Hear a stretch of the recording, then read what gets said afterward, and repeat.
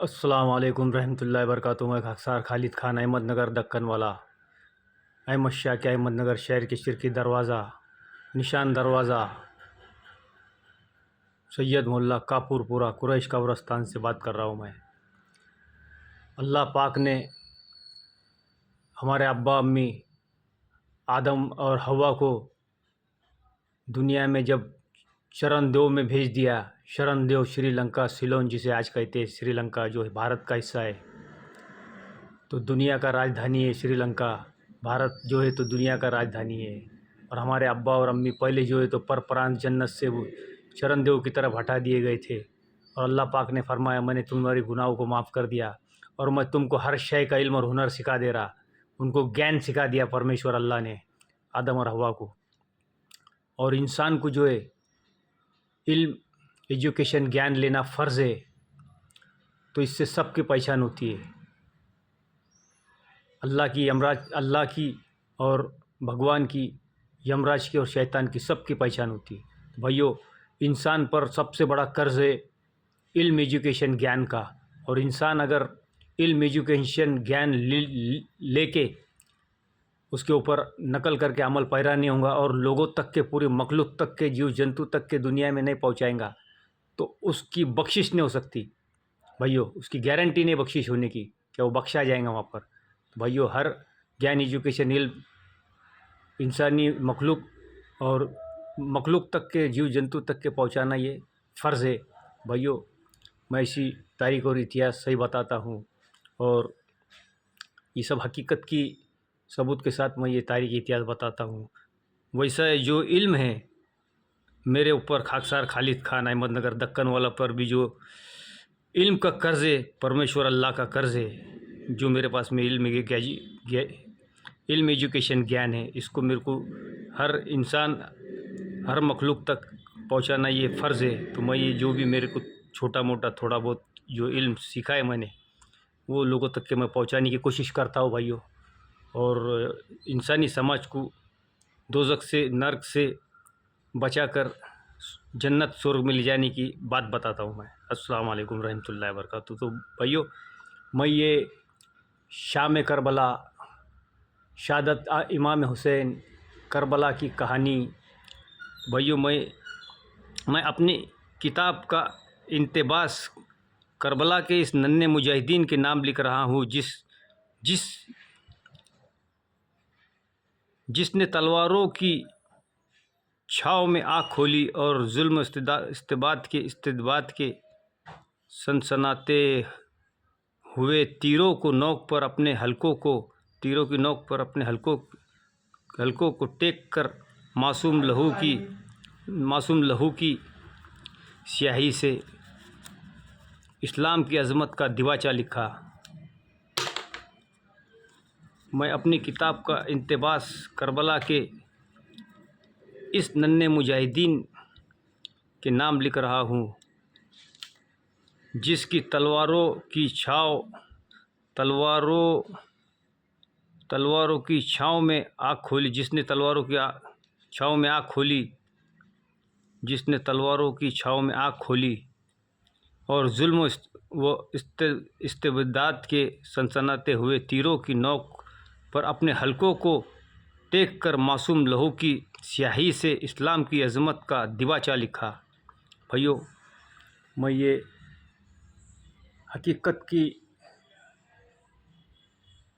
दास्तान सुना रहा हूँ मैं, जो इमाम हुसैन अहले बैत की शहादत की कहानी, हकीकत है ये कहानी नहीं, ये हकीकत है। हमारा इस्लाम मज़हब अल्लाह पाक का ये कहानियों का नहीं, ये हकीकत का मज़हब है। शरीयत, तरीक़त, मारिफत और हकीकत। और इल्म, एजुकेशन, ज्ञान लेना शर्त है भाइयों। तो मैं ये अहले बैत की, करबला की,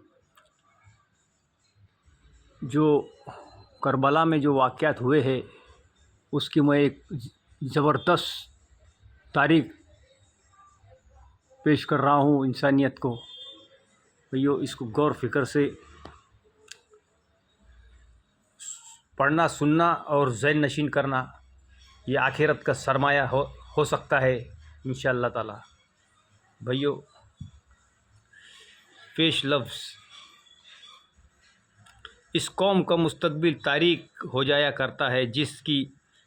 जिसकी तारीख को मिस कर दिया जाए, उसकी शक्ल बिगाड़ कर पेश की जाए।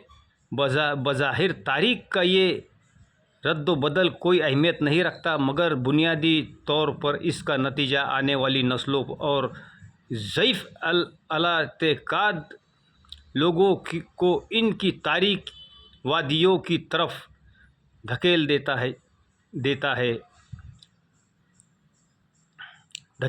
है जहाँ से वापस लौटना इनके अमकान से बाहर हो जाता है। इसकी गलती को आप अनफरादी गलती नहीं बल्कि इज्तिमाई गलती कह सकते हैं। इसकी गलती को आप अनफरादी गलती नहीं बल्कि इज्तिमाई गलती कह सकते हैं। इसकी गलती को आप अनफरादी गलती नहीं बल्कि इज्तिमाई गलती कह सकते हैं।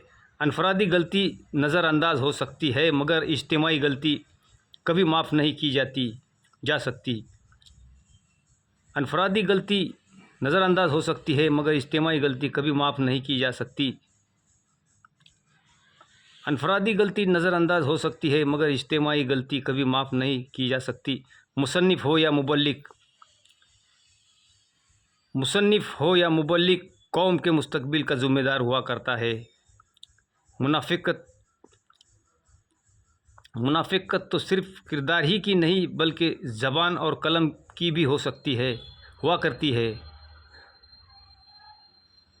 मुनाफ़िक़त सिर्फ़ किरदार ही की नहीं बल्कि ज़बान और कलम की भी हुआ करती है। मुनाफ़िक़त सिर्फ़ किरदार ही की नहीं बल्कि ज़बान और कलम की भी हुआ करती है, जिसकी जवाबदेही क़यामत में सख्ती से करना होगी।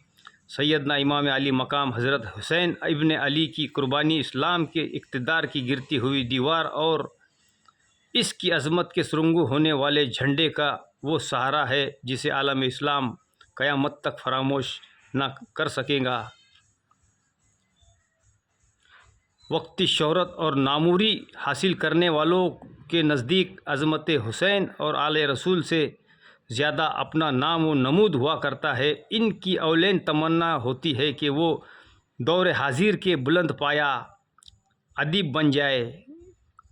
यजीद की भी यही ख्वाहिश थी कि वो आलम इस्लाम का वाहिद खलीफा हो।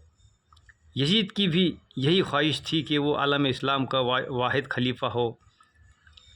यजीद की भी यही ख्वाहिश थी कि वो आलम इस्लाम का वाहिद खलीफा हो, मगर इसकी इस जुर्रात ने नामो नमूद की पस्ट हमेशा के लिए लानत व फटकार के दरवाज़े खोल दिए।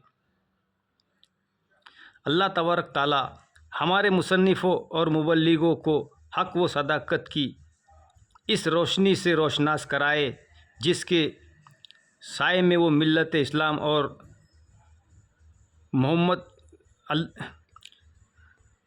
उम्मत मोहम्मदी के लिए कोई सूदमंद नतीजा पैदा करेंगे। यजीद की भी यही ख्वाहिश थी कि वो आलम इस्लाम का वाहिद खलीफा हो मगर इसकी इस जुर्रात ने नाम व नमूद की पस्ट हमेशा के लिए लानत व फटकार के दरवाज़े खोल दिए।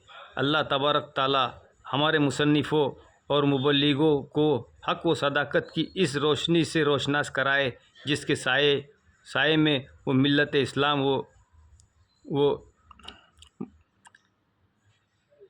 इस्लाम उम्मत मोहम्मदी के लिए कोई सूदमंद नतीजा पैदा कर सके। मैं इसी तारीख़ और इतिहास हकीकत की बताते रहूँगा। मैं खाकसार खालिद खान, अहमदनगर, दक्कन वाला। भाइयों, ऐसी लाइब्रेरी कुतुब खाने खोलो तो इंसानियत तक जो है तो हमारा इल्म पहुँचे और हमारा कर्ज़ जो है अल्लाह पाक ने दिए वो हमारे पे कर्ज़ वो अदा हो जाए। अस्सलाम वालेकुम रहमतुल्लाहि व बरकातहू।